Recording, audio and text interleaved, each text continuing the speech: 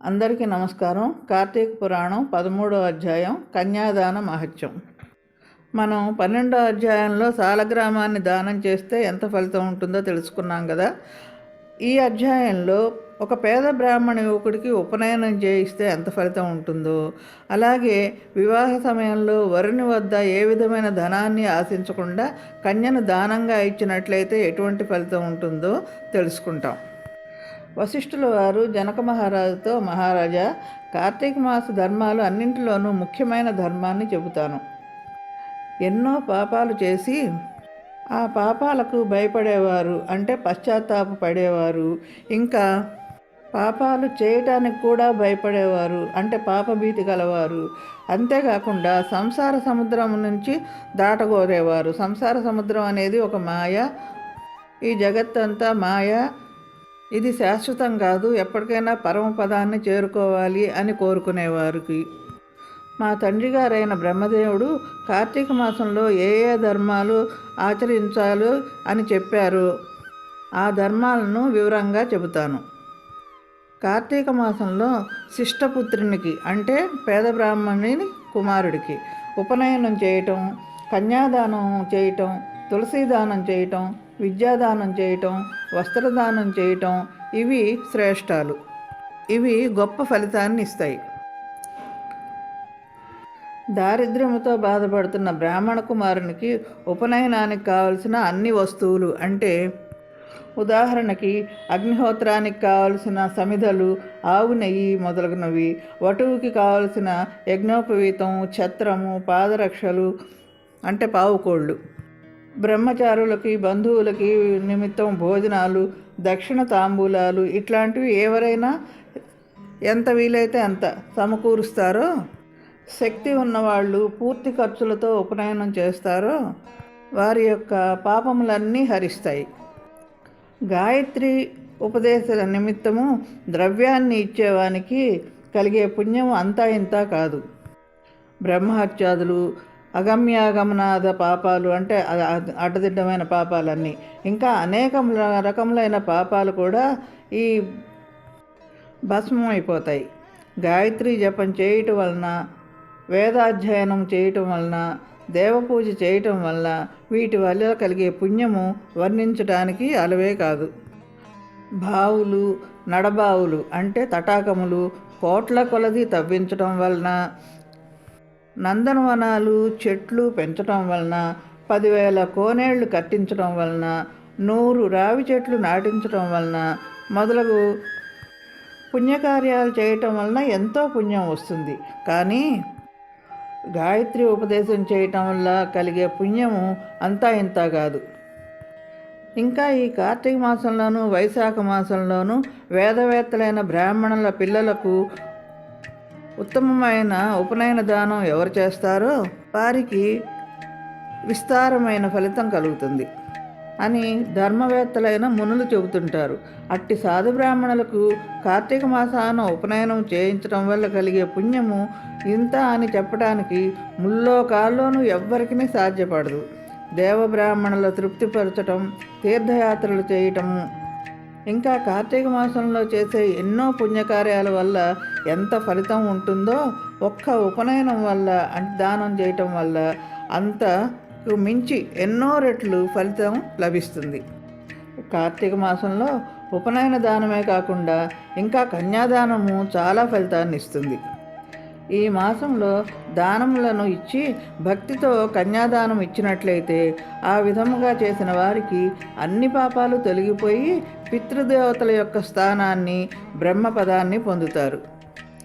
చూడండి, బ్రహ్మపదము, పరమపదము అంటే ఆనందమయమైన సత్యలోకం. అక్కడ అంతా ఆనందమే ఉంటుంది. ఇంకా ఈ పుణ్యకార్యాలు చేయటం, పాపకార్యాలు చేయటం, పూజలు చేయటం ఇవేవి ఉండవు.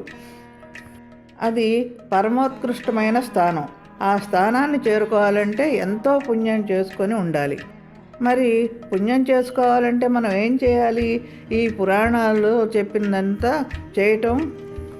చేయకూడదు అని చెప్పిన పనులు చేయకూడదు, ఆచరించమని చెప్పిన పనులు చేయాలి. మనం ఒక పుణ్యకార్యం చేసేటప్పుడు, అదే దీపం వెలిగించినా, శివకేశవులను ఆరాధించినా, ఏదైనా సరే త్రికరణ శుద్ధిగా ప్రశాంతమైన మనసుతో, నిర్మలమైన మనసుతో నాలో ఉన్న దోషాలన్నీ పోవాలి స్వామి, ఎప్పుడూ భగవంతుని ధ్యానంలోనే ఉండాలి అని కోరుకోవాలి.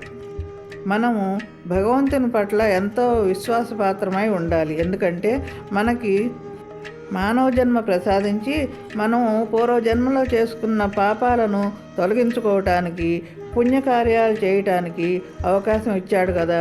అందుకు మనం భగవంతుని పట్ల కృతజ్ఞులమై ఉండాలి. కనుక కన్యాదానం చేస్తే దోషాలన్నీ తొలగిపోయి బ్రహ్మపదాన్ని చేరుకుంటాం. చూడండి, ఎంతోమంది పుణ్యాత్ములు పేదలకు, అనాథలకు, ఆడపిల్లలకు ఖర్చంతా భరించి బంగారు మంగళసూత్రాలు చేయించి సామూహిక వివాహాలు, సామూహిక ఉపనయనాలు చేయిస్తారు. అలా చేయటం వల్ల చేయించిన వారికి పుణ్యము, అలాగే ఆడపిల్లల తల్లిదండ్రులకు కూడా కన్యాశుల్కం పాపం అంటకుండా తప్పించుకుంటారు. అలాగే కొంతమంది తల్లిదండ్రి బంధువులు లేని కొంతమంది అనాథ బాలురు ఖర్చంతా మేము పెట్టుకుంటాము, ఎవరైనా మా తల్లిదండ్రుల స్థానంలో నిలబడి మాకు ఉపనయనం జరిపించండి అని వేడుకుంటుంటారు. ముఖ్యంగా సామూహిక ఉపనయనాల్లో జరిగేటప్పుడు ఇట్లా వస్తారు. సామూహిక ఉపనయనాల్లో ఖర్చంతా ఎవరో ధర్మదాతలు పెట్టుకుంటారు, కానీ తల్లిదండ్రుల వాళ్ళు తేలరు కదా. మరి అటువంటప్పుడు ఆ అనాథ బాలుడికి తల్లిదండ్రుల స్థానంలో ఉండి ఉపనయనాలు జరిపిస్తే కూడా ఎంతో పుణ్యం కలుగుతుంది. దీన్ని గురించి ఒక కథ ఉంది. ద్వాపరయుగంలో వంగదేశంలో సువీరుడు అనే పేరు గల దుర్మార్గుడైన క్షత్రియరాజు ఉండేవాడు. అతను గొప్ప బాహుబల పరాక్రమలు కలవాడు. అతనికి జింక కన్నులు వంటి కన్నులున్న అందమైన భార్య ఉంది. విధివశమున దాయాదుల మూలంగా రాజ్యమును పోగొట్టుకొని కట్టుబట్టలతో అడవిలోకి పారిపోయి తలదాచుకున్నాడు. ధనము లేకపోవటం వలన మహా దుఃఖమును పొందుతూ భార్యతో అరణ్యంలో తిరుగుతున్నాడు, ఆకులు అలములు తింటూ. తన భార్య గర్భవతి అయినా అతని భార్య కూడా అతనితో పాటు ఆకులు అలములు తింటూ శ్రమపడుతుంది. ఆ సువీరుడు నర్మదా నదీ తీరంలో ఒక చిన్న పర్ణశాల కట్టుకొని అందులో నివసిస్తూ ఉండేవాడు. అక్కడ వారికి ఒక కుమార్తె కలిగింది. తాను పూర్వం చేసిన పాపాలను తలుచుకుంటూ ఆ పిల్లను పెంచుకుంటూ ఉన్నాడు. ఆ బిడ్డ పూర్వపుణ్యం చేత మంచి రూపలావణ్యశాలి అయ్యి చూసేవారికి కన్నుల పండుగగా ఉండేది, చాలా అందంగా ఉండేది. ఆమె కొంతకాలానికి యుక్త వయస్కురాలయ్యింది. రూపలావణ్యాలతో కూడిన ఆ యువతిని ఒక మునికుమారుడు చూసి తనకు ఆ అమ్మాయినిచ్చి పెళ్లి చేయవలసిందిగా అడిగాడు సువీరుని. అప్పుడు సువీరుడు వెంటనే మునికుమారునికిచ్చి తన కుమార్తెను పెళ్లి చేయలేదు. ఏమన్నాడు? ఓ మునికుమారా, నేను ధనహీనుడను. నువ్వు నా కుమార్తెను వివాహం చేసుకోవాలి అనుకున్నట్లయితే నేను అడిగే ధనమును నాకు ఇవ్వు, ధనము లేకపోతే నీ దారిని నువ్వు వెళ్ళు అన్నాడు సువీరుడు. అది విని ఆ మునికుమారుడు, ఓ రాజా, నా తపో మహత్యం వల్ల నీకొక రమ్యమైన అంటే అందమైన గృహాన్ని కట్టించిస్తాను, అంతేకాకుండా సర్వసంపదలు ఇస్తాను, నీకు ఆ ఇంట్లో అన్ని విధములకు సుఖములు సౌకర్యాలు లభిస్తాయి, ఇది సత్యం అని చెప్పగానే సువీరుడు సరే అయితే అవన్నీ ఇట్లయితే నా కూతుర్ని ఇస్తాను అని చెప్పాడు. వెంటనే మహాజ్ఞాని అయిన ఆ మునిపుత్రుడు నర్మదా నదీ తీరంలో కుబేరుని గురించి తపస్సు చేసి కుబేరుని ప్రసన్నం చేసుకొని రాజుకు ఇచ్చిన మాట ప్రకారం అన్ని సుఖాలు కలిగేటట్టుగా సర్వసంపదలు కలిగిన అందమైన భవనాన్ని, కొంత ధనాన్ని కూడా సువీరునికి ఇచ్చాడు. ఎప్పుడైతే తను అడిగిన ధనాన్ని ఇచ్చాడో ఆ ధనరాశులను పుచ్చుకొని సువీరుడు తన కుమార్తెను మునికుమారునికిచ్చి శాస్త్రోక్తంగా వివాహం జరిపించాడు. వివాహానంతరం తన బిడ్డను మునికుమారుని వెంట సాగనంపాడు. ఆ నూతన దంపతులు ఎంతో ఆనందంతో జీవనం సాగిస్తూ ఉన్నారు. ఆ మునికుమారుడు భార్యను వెంటబెట్టుకుని వెళ్ళి తల్లిదండ్రులకు నమస్కరించి అంతవరకు జరిగిన వృత్తాంతం అంతయు వాళ్ళకి చెప్పి భార్యతోనూ తల్లిదండ్రులతోనూ సుఖంగా జీవించసాగాడు. ఇక సువీరుడు తన కూతురిని అమ్మేయంగా వచ్చిన సొమ్ముతో సంసారాన్ని పోషించుకుంటూ సుఖంగా ఉన్నాడు. కొంతకాలానికి తన భార్య మరలా గర్భవతి అయ్యి ఇంకొక కుమార్తెను కన్నది. మళ్ళీ కుమార్తె కలిగేసరికి సువీరుడు ఆనందం అంతా ఇంత కాదు, ఎంతో సంబరపడ్డాడు. ఎందుకంటే ఆ బిడ్డను కూడా అమ్ముకోవచ్చు కదా, ధనం కూడబెట్టుకోవచ్చు కదా అని. ఆ ఆలోచనలతో అతను ఉండగా అతని పుణ్య విశేషం వల్ల ఒక సాధు పుంగవుడు నర్మదా నదికి స్నానార్థి అయి వచ్చి అక్కడ సతీ సమేతంగా పర్ణశాలలో ఉన్న రాజును చూశాడు. కౌండిన్య గోత్రంలో పుట్టినవాడు గొప్ప జ్ఞాని అయిన ఆ ముని రాజు యొక్క వృత్తాంతం తెలుసుకోవాలని ఆ రాజుతో, పోయి నీవెవ్వడువు, నీ ముఖము వచ్చేసి చూడ రాజవంశం నందు జన్మించిన వారి వలె ఉన్నావే, నీవి అరణ్యం నందు భార్యాబిడ్డలతో ఉండటానికి కారణం ఏమిటి అని ప్రశ్నించాడు. అప్పుడు సువీరుడు, మహానుభావ, నేను వంగదేశంను ఏలుచుండేవాడను రాజును. నా పేరు సువీరుడు.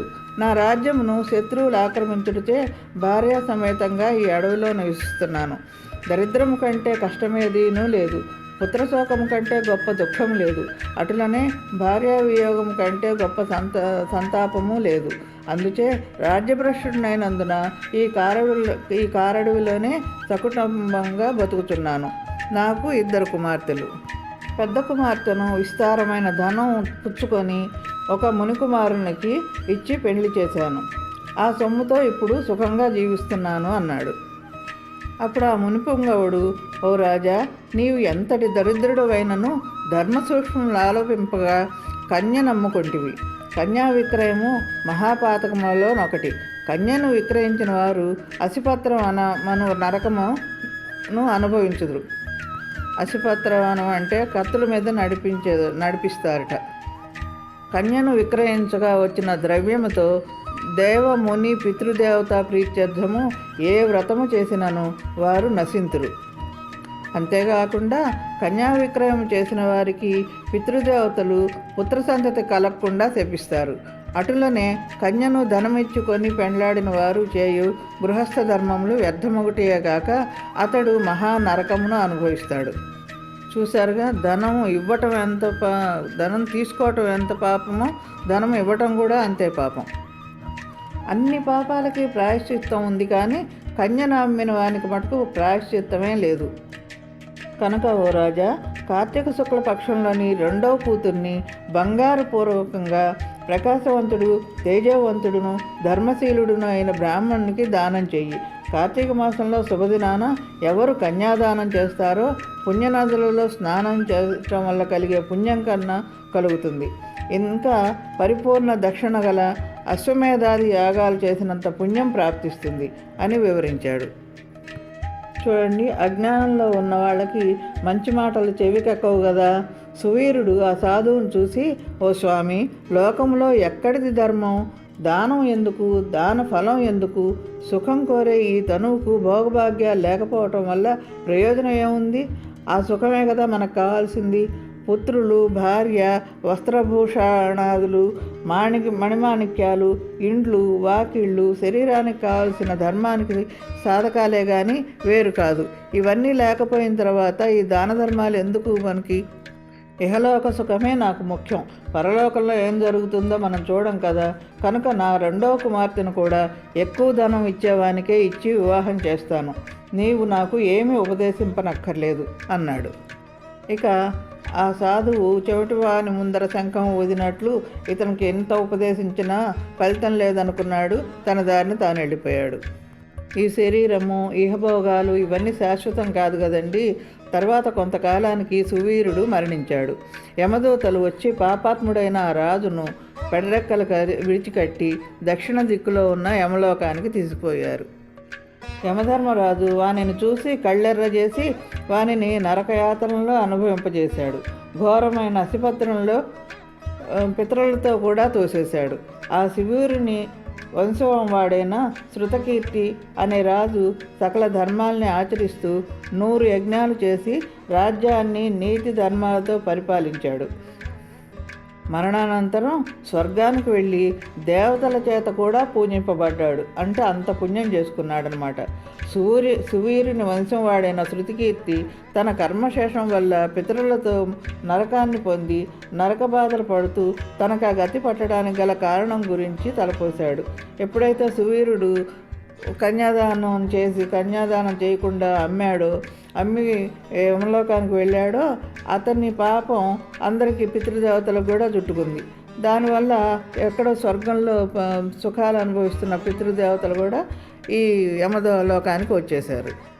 తర్వాత పూర్వజన్మ మహిమ వల్ల ధైర్యంతో యమధర్మరాజు దగ్గరికి వెళ్ళి, ఓ ధర్మరాజా, మహాబుద్ధ, సర్వజ్ఞ, పాపం కొంచెం కూడా లేని నాకు నరకం ఎందుకు వచ్చిందో తెలుసుకోవాలనుంది. పూర్వులైన మహారుషులు చెప్పిన అన్ని ధర్మాలు నాకు నరకం రావటం వల్ల వృధా అయిపోయాయి. నేను చేసిన పుణ్యకార్యాలన్నీ వృధా అయిపోయాయి. నేను స్వర్గాన్ని కోల్పోయి నరకం పొందటం న్యాయం కాదు కదా అన్నాడు. అప్పుడు యమధర్మరాజు, శృతకీర్తి, నీవు న్యాయమూర్తివి, ధర్మజ్ఞుడువు, నీవు ఎటువంటి దురాచారములు చేసి ఉండలేదు.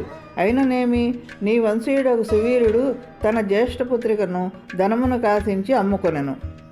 కన్యను ఎవరైతే అమ్ముకుంటారో వారి పూర్వీకులు ఇటు 3 తరముల వారు అటు 3 తరముల వారును కూడా వారు ఎంతటి పుణ్యపురుషులను నరకం అనుభవించటే కాక నీచ జన్మలు ఎత్తవలసి కూడా ఉంటుంది. వారు తిరిగి భూలోకంలో అనేక దుష్టయోనులలో పుట్టక తప్పదు అని చెప్పి శృతకీర్తితో, నీవు పుణ్యాత్ముడవు, ధర్మాత్ముడవు, ఆ విషయం నాకు తెలుసు. అందువల్ల నేను నీకు ఒక ఉపాయము చెప్పెదను, వినుము. నీ వంశీయుడవు సువీరునకు మరి ఒక కుమార్తె గలదు. ఆమె నర్మదా నదీ తీరాన తన తల్లి వద్ద పెరుగుతున్నది. నా ఆశీర్వాదం వలన నీవు మానవ శరీరాన్ని, అంటే పూర్వం ఏ శరీరంతో ఉన్నావో ఆ ఆకారంతో, ఆ దేహంతో భూలోకం వెళ్ళి అక్కడ మహర్షులతో ఈ సంగతి చెప్పు. ఆ అమ్మాయిని వేదాధ్యయన సంపన్నుడైన ఒక బ్రాహ్మణునికి సాలంకృత కన్యాదానం చేయి. ఎవరైతే స్వభూషణాలంకృత అయిన కన్యను కార్తీక మాసంలో దానం చేస్తారో వారు అన్ని లోకాలకు అధిపతులవుతారు. పుత్రికలు లేని వారైతే దాని విలువనివ్వాలి. అవును అంటే ఆవును కానీ ఎద్దును కానీ కన్యాదానం యొక్క విలువ కలిగినవి అంటారు. అందుచేత ఆవును ఎద్దును దానం చేసినట్లయితే కన్యాదానం చేస్తే ఎంత ఫలితం వస్తుందో అంత ఫలితం దక్కుతుంది. అంటే ఆడపిల్లలు లేని వాళ్ళు ఈ పని చేయాలి. నీవు బ్రాహ్మణులకు కన్యాదాన మూల్యాన్ని యథావిధిగా దానం చెయ్యి. దీనివల్ల పితరులంతా సంతోషిస్తారు అన్నాడు యమధర్మరాజు. శృతకీర్తి దానికి అంగీకరించి నర్మదా నదీ తీరానికి వచ్చి ఆ రాజకుమార్తెను సర్వభూషణాలంకృతం చేసి కార్తీక మాసంలో యథావిధిగా వివాహం జరిపించాడు. ఆ పుణ్యప్రభావం వల్ల యమపాశాన్ని నుంచి విముక్తి కలిగి స్వర్గాన్ని పొంది సంతోషంగా జీవించాడు. శృతకీర్తి కన్యాదాన మూల్యాన్ని 10 మంది బ్రాహ్మణులకు దానం చేసి ఉండటం వల్ల అతని పితరులంతా తక్షణమే పుణ్యలోకాలు పొందారు. కావున ఎవరు కార్తీక మాసంలో కన్యాదానం చేస్తారో అట్టివారు బ్రహ్మహత్యాది సకల పాపాల నుండి విముక్తి పొందుతారు. వివాహ నిమిత్తం వాక్సాయం చేసిన వారు, అంటే కనీసం మాట సాయం అన్నా చేస్తే ఆ పుణ్యం అపారంగా ఉంటుంది. కార్తీక వ్రతనిష్ట కలవాళ్లకు విష్ణు సాయుధ్యమును, లేని వాళ్లకు రౌరవ ప్రాప్తి తప్పవు. ఓం నమ శివాయ. ఇది శ్రీ స్కాంద పురాణ అంతర్గత కార్తీక మహత్యమందలి 13వ అధ్యాయం సంపూర్ణం.